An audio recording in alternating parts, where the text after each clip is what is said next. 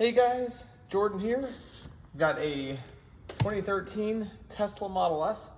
This is going to be the same procedure for the air suspension as the 2012, all the way through the mid 2016, but the early 2016. To get started, we're going to take a 21mm socket and we're going to loosen these 5 lug nuts. What I normally do is, if you're going to have to jack up the car, there are specific jack pads that go underneath the frame. I have this car jacked up on jack stands, so that is why the car is off the ground. But take these off.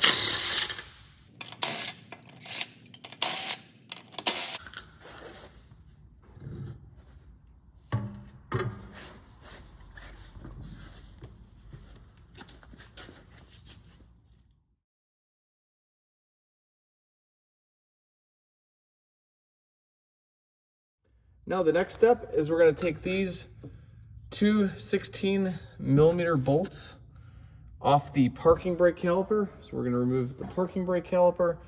So you'll notice there's this clip right here, a little red with a red locking tab. When I pull this off, you're going to want to have somebody go into the car, put the car into neutral, pop this clip out. As you see, it's in the released position. I push this in, it'll be locked. So take this little clip, pull it out, pop it off the back of the caliper while it's in neutral, so that you can free spin this wheel, and then you'll be able to now go ahead and remove those 2 parking brake caliper bolts. All right, so we're just going to take the wrench and just start loosening these. I use one of these wrenches right here, 16mm, and just work it back and forth until you get these bolts all the way off those 2.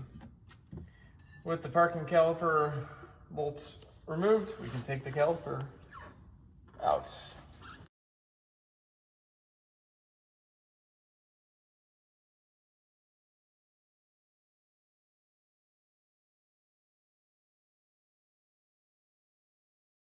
Now we're going to remove the clips on the inside of the wheel well. There's going to be a 10mm up here, 10mm over there, and then we're going to use this clip removal tool, and this helps to effectively pull the clips without damaging them. And we'll just pop all the clips out of the liner and remove the wheel well liner.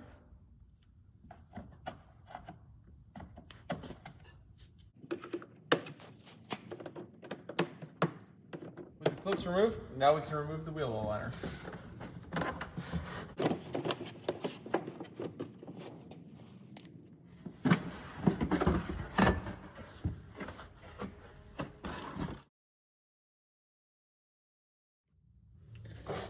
Now with the air shock in the car still, I'm going to come up here and we're going to loosen this screw right here. It's a 12mm bolt for the airline, and I'm just going to start loosening this, and take the rest of the take this bolt off. This is going to allow you to depressurize the shock, so that you can unbolt it from the hub.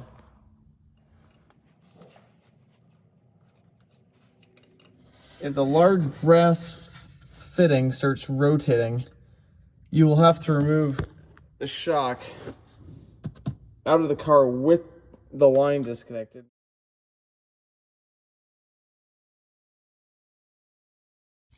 There are 3 airline fittings before you undo all of the bolts you're going to want to remove.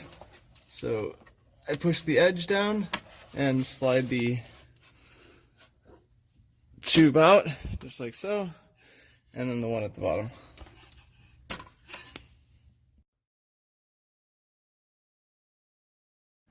Now next, we will go in and remove this bolt right here. They're 18mm right here. This bolt, which I believe is a 19,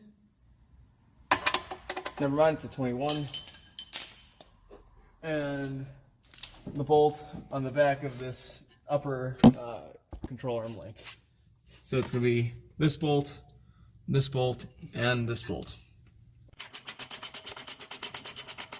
Got the main bolts out, like Jordan said. This left one, center, and the one for the shock. So looking up at the top part of the strut, there are 3 main bolts that need to come out. 1, 2, and then 3 back there. Since it is an older model, they are pretty rusted, so try to spray them with PB Blaster. Alright, so I'm using a swivel, as you can tell. I hold this pretty much straight up, and I drill kind of at an angle because this is a real pain to get to, and I'm just going to impact it off.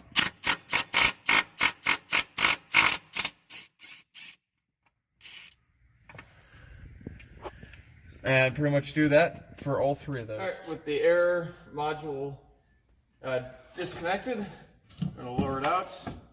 With the air line attached, being careful not to snag that on anything. With a set of vice grips, it's not super tight on here, but it's a little bit cinched down. This will allow us to loosen the lower nut, which is the fitting we want to remove. Alright, so on the installation of these shocks, the first step is we're going to remove this Voss collar. So I take a little set of needle-nose pliers. You can see it's got these little flat ends. And this is going to help to remove this. I spread them apart and then slowly at the same time raise this brass fitting just like so. Then this part, just twist.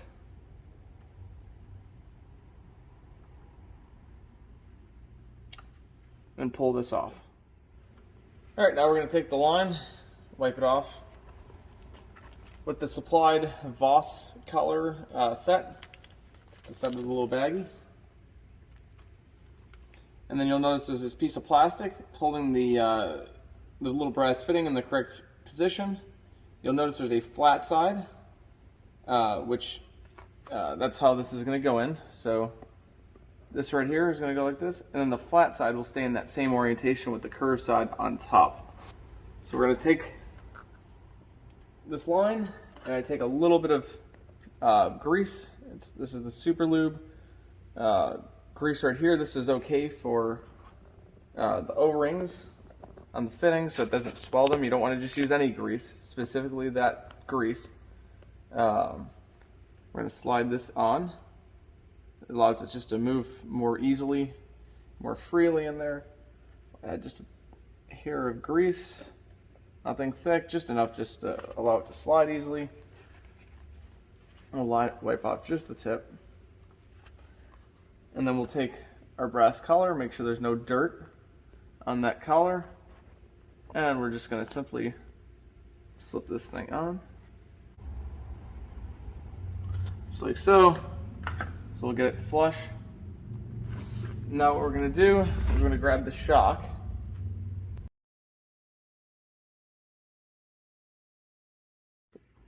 Alright, so we're going to take the strut. I'm going to hold it in this orientation with the airline going off to the bottom. We're going to take our existing strut mount and we're going to place that on the top. So the way that that this goes on is, if you see, these two are going to go in the back, the one's going to go in the front, and then the airline is going to be up to the right, looking down. So this is the orientation of this this mount. I put some anti-seize on these threads. So if you're in the areas that get a little bit of salt and corrosion, this is a good process just to keep the threads from seizing up, so you can get it off the next time. And then we're just going to snug those bolts on. And these are just going to get snugged, don't kill them, but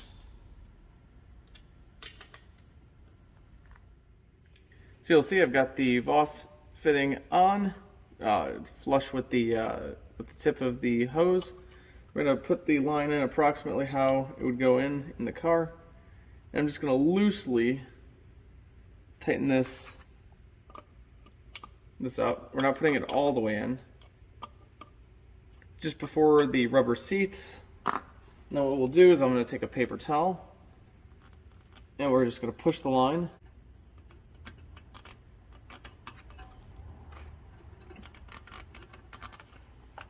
You see I had to push fairly hard. That's how you know that you've gotten it to seat all the way to the bottom as far as it's going to go. I'm going to keep this a little bit loose just so that this can twist just a tad bit, because as we put this up into the car, we want to get this line in the correct position. Alright, so now we're going to put the shock into the car. You'll notice there are 3 bolts up above. We've anti-seized the ones on the frame, which are all the way up on top. And now we're going to lift the module into the car. Starting in this orientation, you'll come up and into the vehicle.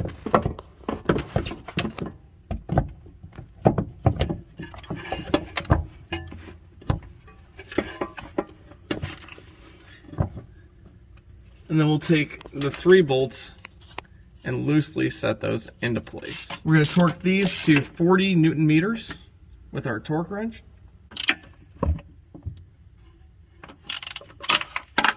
This is the setup that I'm using to get to those. Now we're going to clip this line in. I just put my finger and push on it. And now we're going to come up above and we're going to snug this line the rest of the way down.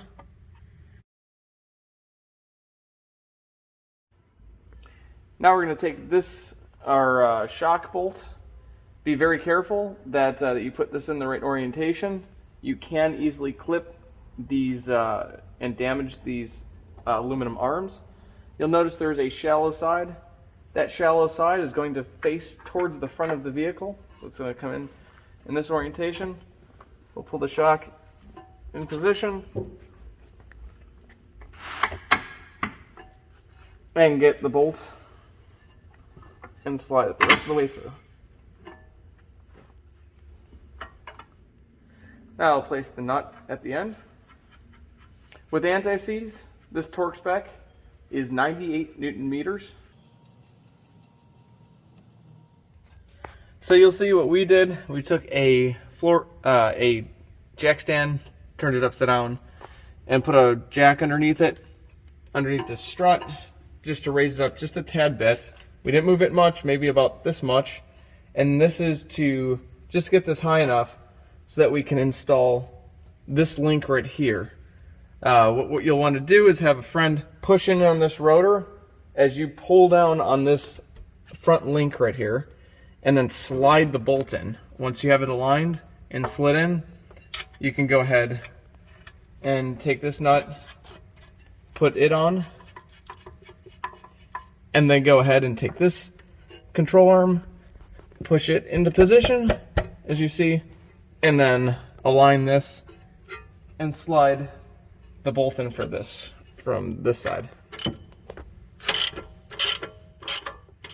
Now we're going to torque this bolt to 130 Newton meters. If you're using anti-seize, torque this to 91 Newton meters. We're going to torque this guy, which is going for this upper arm, to 98 Newton meters, or 140 Newton meters without anti-seize, 98 with anti-seize. This bolt right here, we're going to torque that one to 98 Newton meters with anti-seize, or 140 Newton meters without anti-seize. Notice that the nut is on the back side of the car, not on the front. If you do put this on wrong, you can go and clip this arm accidentally and the shell side goes on the side of the arm. Be careful of what direction that you put this hardware in.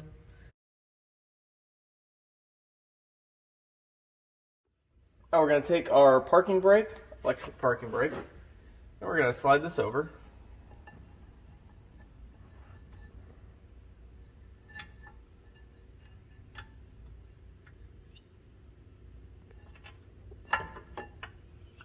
And we're going to take these two bolts. It's going to take a 16mm wrench, and we're going to tighten these to 57 Newton meters without anti-seize and 40 Newton meters with anti-seize. So we're just going to tighten these two bolts up.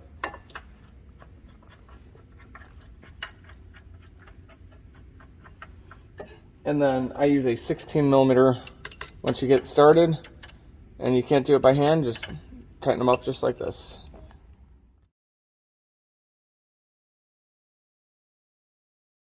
Now we're going to take the brake caliper, the parking brake, and we're going to, you'll make sure that the clip is in the unlocked position, as you see. You're going to take that, plug it in from the back side, and then once this is plugged in, you're going to take that red clip and push it forward and lock it, just like so.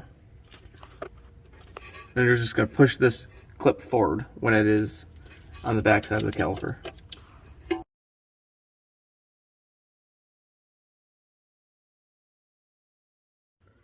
Last part is take the liner. You're going to want to put this back in.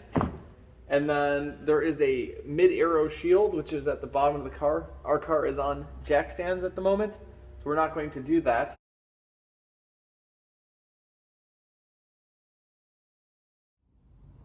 Thanks for watching this video on the suspension. I hope this video was helpful. If it was, please click the like, subscribe, and notification bell to get more information on this content. Thanks to Real Deal EV for helping with the shocks on this video. Please check out their content and products in the description below. If you enjoyed this video, please check out the front suspension video in the description link below and enjoy fixing your car.